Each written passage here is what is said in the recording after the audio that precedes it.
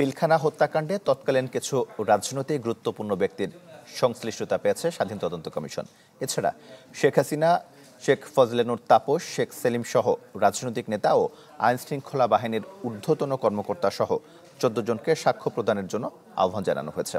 Commission জানিয়েছে, এরই মধ্যে আওয়ামী লীগ নেতা মির্জা আজম ও জাহাঙ্গীর কবির নানকের লিখিত জবানবন্দি ইমেইলে নেওয়া হয়েছে।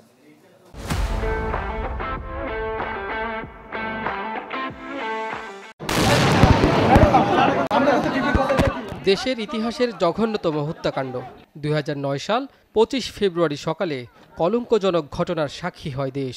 বিদ্রোহের নামে হত্যা করা হয় 57 জন সেনা কর্মকর্তাকে। প্রাপ্ত তথ্য উপাত্ত থেকে তৎকালীন বিডিআর হত্যাকাণ্ডের ঘটনায় গঠিত জাতীয় স্বাধীন তদন্ত কমিশনের সংবাদ সম্মেলনে জানানো হয়, আইনশৃঙ্খলা বাহিনীর নিষ্ক্রিয়তা ও গোয়েন্দা সংস্থাগুলোর ব্যর্থতায় ভয়াবহ রূপ নেয় পিলখানা হত্যাকাণ্ড। সময় মতো সামরিক ব্যবস্থা নিলে এই অবস্থা হতো না বলে জানান কমিশন প্রধান। বিভিন্ন সাক্ষ্য হতে প্রতীয়মান হয় যে রাজনৈতিকভাবে সমস্যা সমাধানের নামে অযথা কালক্ষেপণ করায় এবং সশস্ত্র বাহিনী এবং অন্যান্য আইনশৃঙ্খলা বাহিনীর নিষ্ক্রিয় থাকার কারণে বিদ্রোহীরা নির্বিঘ্নে হত্যাকাণ্ড অন্যান্য অপরাধ সংগঠন করতে সমর্থ হয়েছে।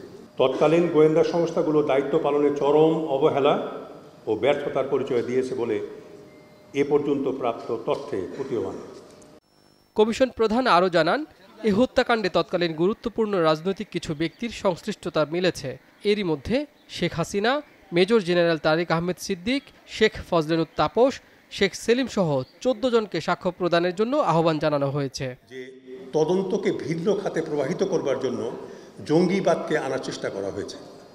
1, 2 নম্বর হলো যে মাদ্রাসার ছাত্রদেরকে ব্যাপকভাবে বিডিআরে নেওয়া হয়েছে 35%-এর মতো, এরকমও কথা বলা হয়েছে, কিন্তু পরে সেগুলো দেখা গেছে 12%-এর বেশি নয়।